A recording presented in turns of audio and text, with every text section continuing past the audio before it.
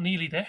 I got 1, 2, 3 more panels to put up, and I thought a lot of you guys are asking me how I mount my panel. So right or wrong, I don't really care, because this is how I'm going to do it, and this is the most efficient way I find in terms of the use of timber. So I don't use a lot of timber. Actually, there is 1, 2, 3, 4, 5 timbers here. They are uncut 3.6 length, and then all I have is upstand, which kind of tilt the panels to angles that I want. So this is the length of timber that, like in my last video to show you, I cut them. So each panel will need 2 of this. Same stainless steel screw. And what I do is I cheat. Under the panel in this corner here, there is a little hole. It's just how the aluminium alloy joint, but I use that as an anchor, a secondary anchor actually. Doesn't really serve a purpose until your actual bracket fails.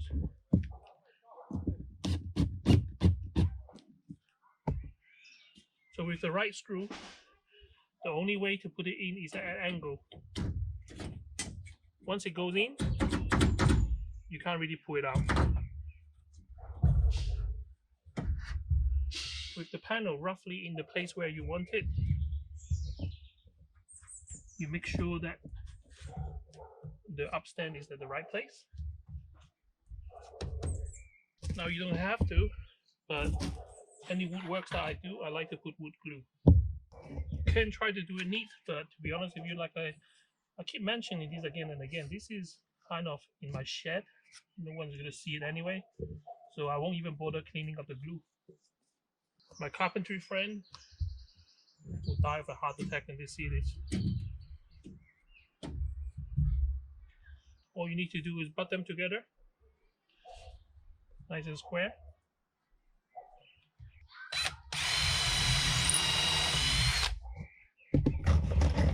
You can use a nail gun if you have one.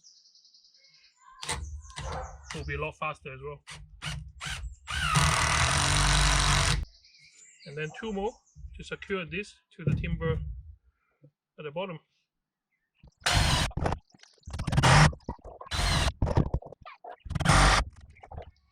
So 1, 2, 3, that is the minimum that you can get away with. Plus the glue in between, this is not going to go anywhere. And then now we repeat the same for the other side.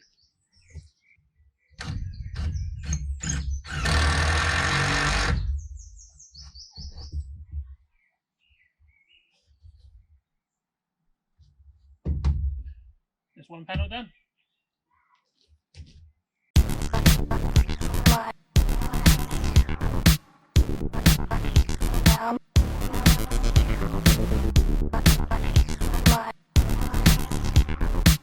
So that's how 12 panel I mounted in a couple of days. Still have to add the brackets to hold them down, but apart from that, that's it. Wiring, obviously these needs to go in series with the string. So here in the middle of the day, really bright outside, and I'm making 1.9 kilowatts of energy, and according to my meter, I don't know if I'm using 450 or actually exporting 450, but either way, it's a very small amount of energy for middle of the day, because I have computer running. I got 2 kids' computer running upstairs, and my aircon in the room is on as well. So it's quite brilliant. So I'm using energy from the sun. That's what I'm planning to do. Now here I have the EmonPi, which basically is a Pi computer, Raspberry Pi computer, which turns into a electric monitoring machine.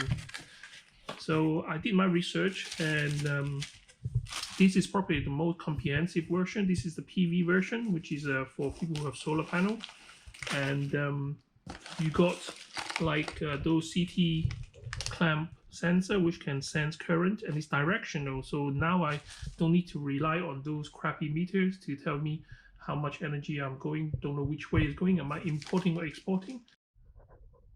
Okay, so this is a diverter. So basically it detects if we are using electricity or exporting electricity. and there. So if we are making electricity and putting back in the grid, this will actually send electricity to the water heater instead. Okay, for example, my submerged heater element is actually drawing about 3 amps at the moment. Now I got a hairdryer here, so as soon as I switch on the hairdryer, it will draw current, and then it might not be enough for the solar power to support, and then you see the number will stop. You see that? So as soon as you switch on the hairdryer, you're using electricity.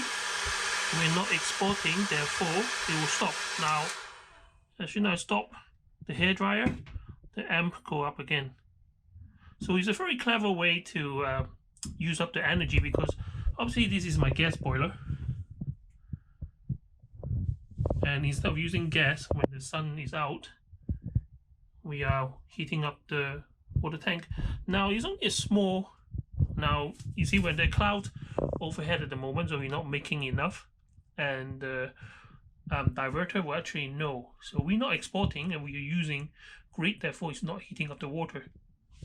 Hello and welcome to part 3 of my solar panel DIY build. And finally I have finished building my panels. So there is 12 panels here, each of them is 305 volts in 2 strings. So that gives me maximum of about 3.6 kilowatts per hour.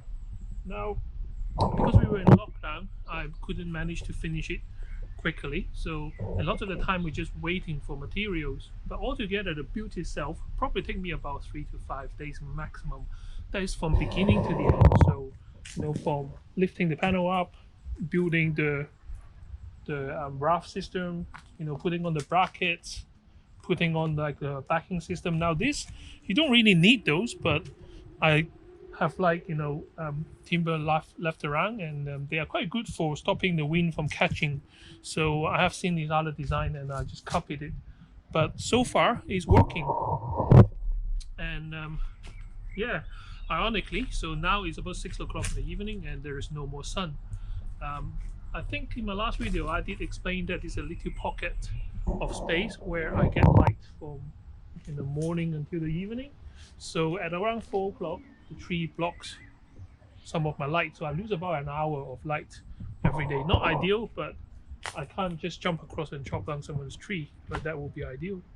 So if I go inside and show you a bit more, and on the way down, and I can show you some wiring as well. So here's my test panel. So that one I had it for about a month, and I just basically place it around different parts of my roof just to see where the lights are the best and what angle. And if we just walk around, so yeah, after putting 12 panel, there's not a lot of space, so you do have to be careful not to fall down your roof. But yeah, so 12 panels, 2 strings. It's still producing energy, but nowhere near the capacity. So I get about 100 or maybe 300 volts right now for the last hour of sunlight. Wires is all tucked underneath the panels, nothing exposed. And any wire which is exposed, they are in protective sleeves, and they go back into the house. Or the summer house. Look at that, beautiful. Now if you look out the window, if you look from the window, it doesn't see much because we got this big massive apple tree here. It doesn't block any lights here, luckily, because at lunchtime the sun is right above. So the only one which blocking my light is that tree over there.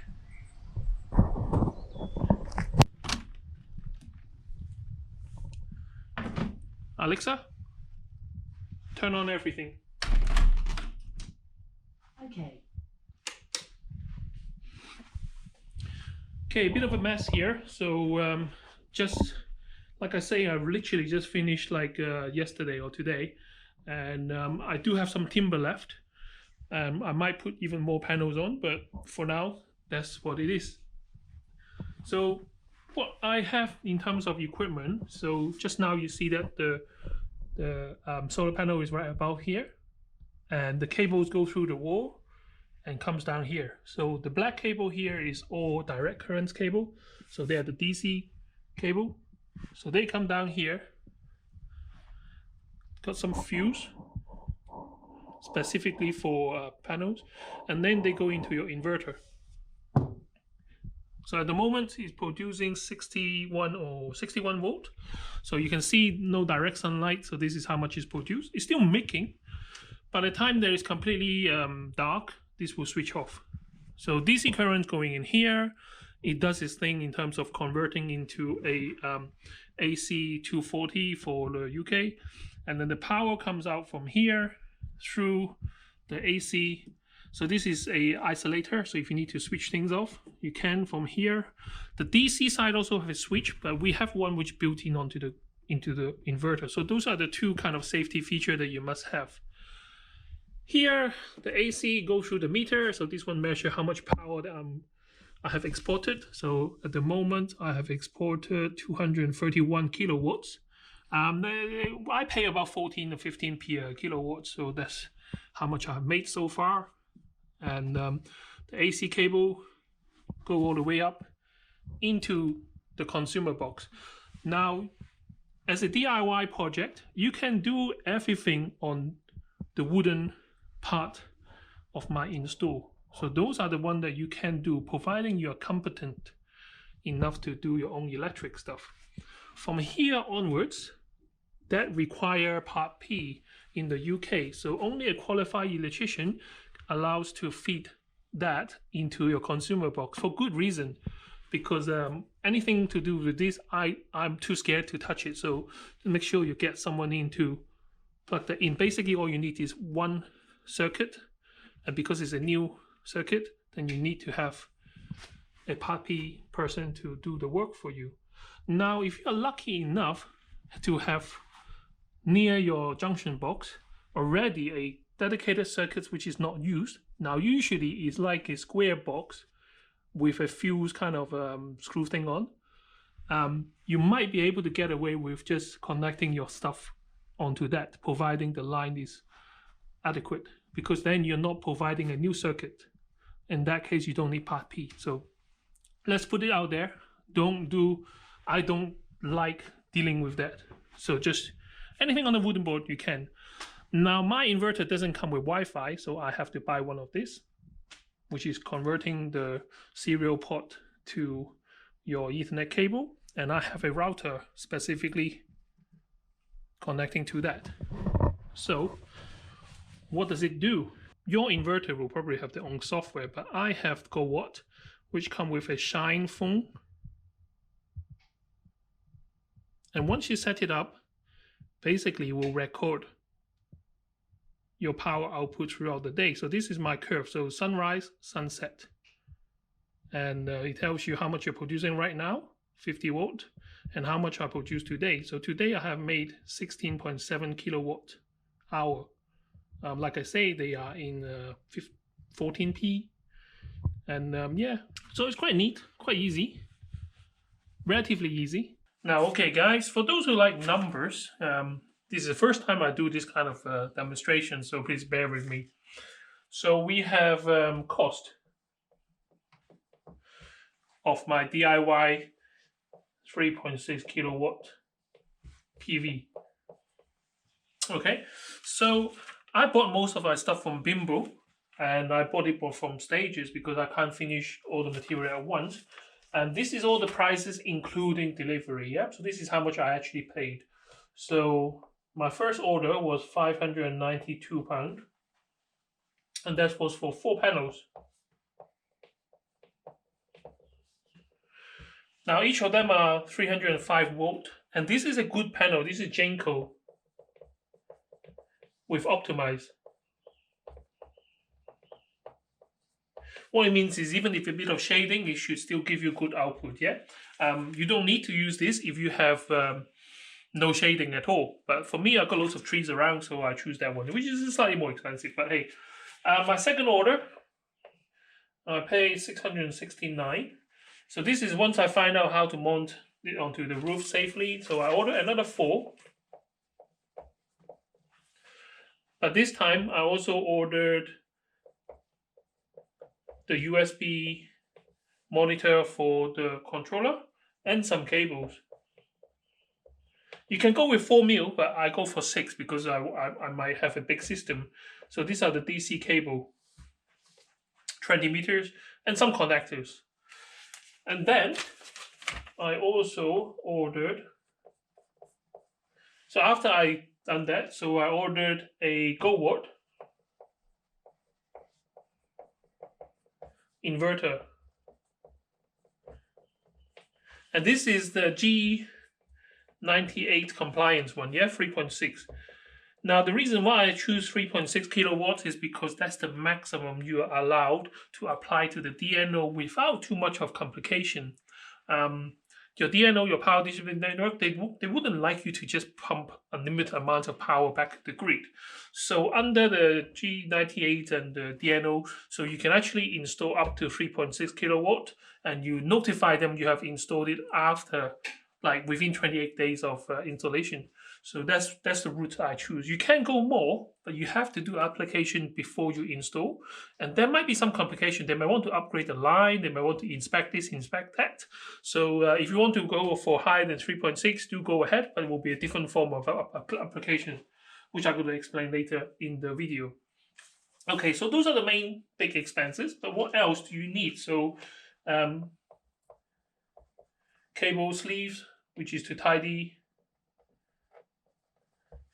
the cable, that's 20 quid. Screws. I use backing screws because they are rust resistant, so 10 quid from Screwfix. You need your AC switch, which I got from eBay for 10 quid. Meter. Now, you don't really need a meter, but it's nice to have so you can check how much you exported overall. £25.50, again from eBay. Some stickers. On the DC side, you need to have stickers. You have to have stickers on your consumer unit to tell people that you have PV, so solar. So if they do work on your electric, they need to switch off the solar or else they get a shock. They have 5 quid, I think. I know it's a small amount, but they all adds up. So, and then I have a power diverter. Now this one is interesting because you need it because you don't want to pump energy back into the grid for free. Now, with DIY install, you're not going to get a certificate like an MCS certificate. In that case, you might not be able to sell your energy back to the grid. So if you're making more than you actually use, you actually give them back for free. And one way to stop that is to install a power diverter. Now, the Solic 200 is a minimal function. Basically, it's just a box. So when you have too much energy converted and then it goes back to the grid, instead of going to grid, this one can sense that you are putting power back in the grid and say, no, I'm not giving you any free energy. I'm going to use that to heat up the water in your water tank. Now, if you have a water tank, you have this option. If you don't, then you need to get a diverter and use it for something else. Now, I have that one installed, so that's fine. Timber. I use 3x2, and I use about £80 worth of timber. Now, I'm not going to explain in full because this is not a tutorial, but all I did was I used 5 uncut length and then lay the solar panel on top and then use the timber to make up stand and then use brackets and stuff like that cheaply to make it. Something else you don't need to have it, but I choose to have, which is EmonPi. Basically, it's a Raspberry Pi device, but it's purposely built for monitoring energy consumption and all that. That costs 160. But this will give you a nice graphic interface of what you're using, how much is generating, how much is wasting, because you do need that.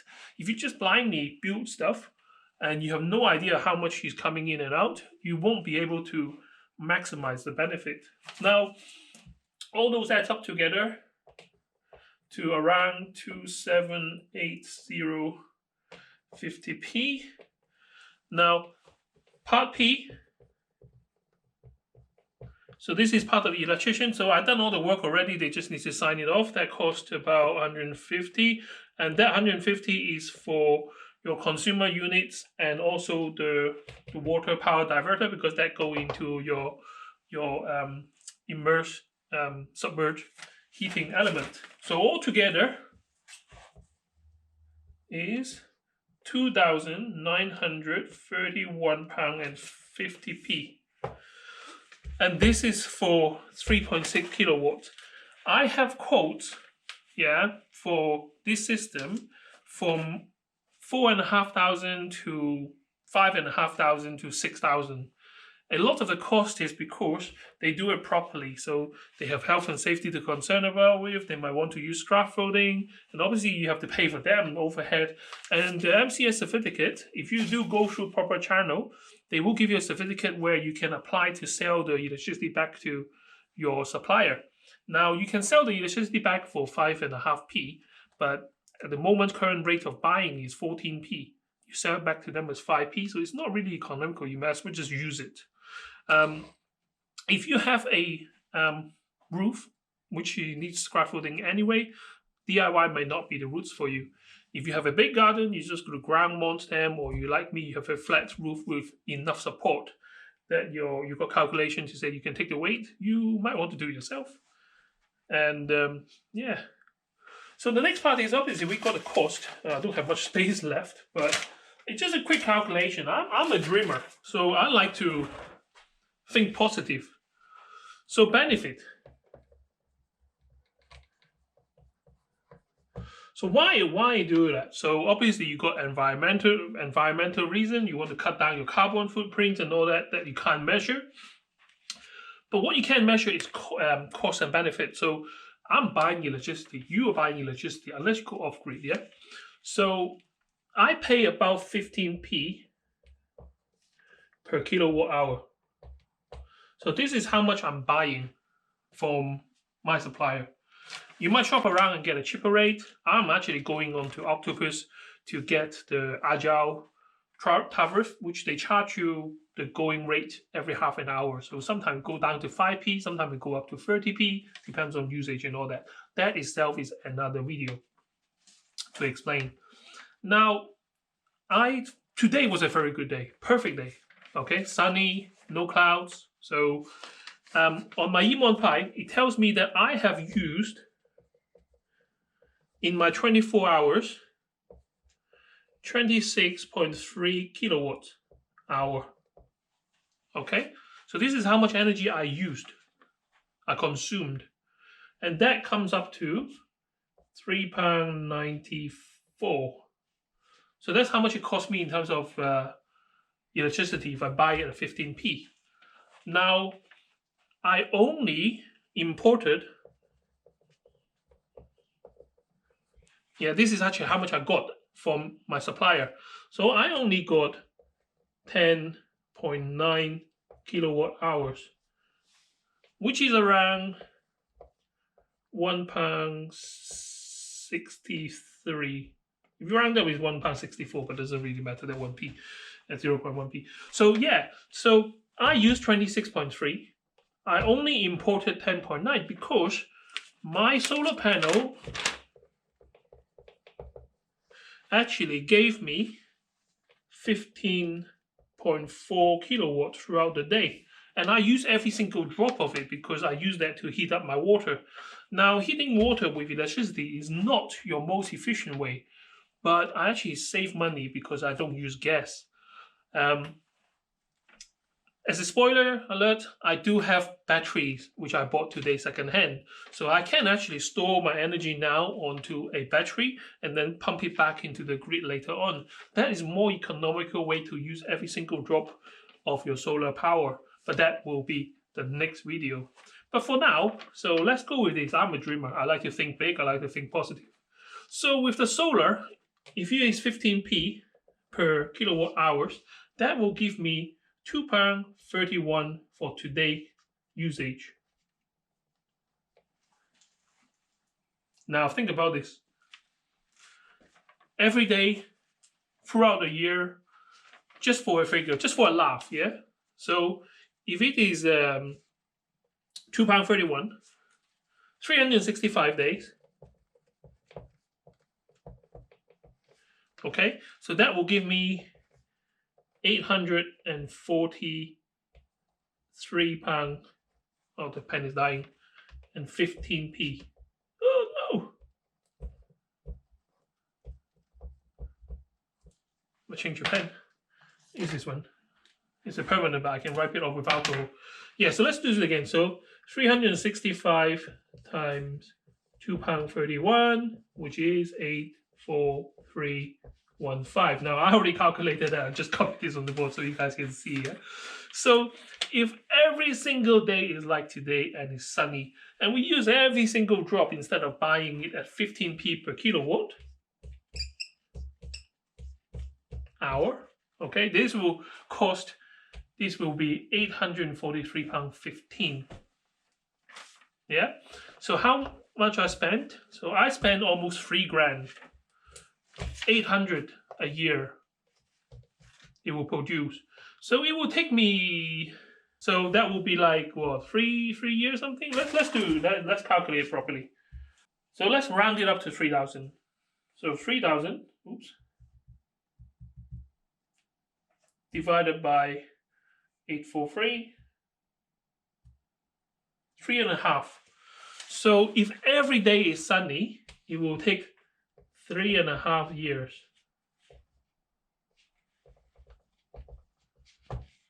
Yeah, a return of investment. If every day is sunny. But you're a dreamer, right? Because in the UK, nowhere near that. So again, being me feeling positive about it. So let's say 1/3 of the time, yeah, is rainy day or cloudy day. Yeah, and in winter you got shorter day as well and all that. So if it is 1/3 of the day that you don't produce anything at all, you still produce something, but let's say, 1/3 of the days that you don't produce anything at all, yeah? So now 843 divided by 3 times 2. So that will be 562 pound in the year. Again, you've got £3,000, so 30,000 divided by 562. So it will take you 5.3 years return of investment. Okay, that's the idea, that's the basics. So if everything's go well, it doesn't blow up or anything like that, it should just work in the background. So it will take about 5.3 years return of investment. Now I'm planning to buy a electrical vehicle, so I might save on petrol cost. 3.6 is the maximum the inverter can produce, but it doesn't mean that that is the maximum that I'm allowed to panels. I am planning to put even more panels because I got a battery now, so I can use more panel to fill up the battery, and then the nighttime that I'm using the grid, I can actually cover that as well. So hopefully I'm spending a bit more, but I will have even better return of investment and better for the environment as well. If you guys have seen this calculation or mess, and you think that I've done anything calculation wrong, put it in the comment section, correct me, and I'll be grateful for that as well. But so far, so good. This is what I have done. I'm looking forward to see you guys in my next video with my battery installed.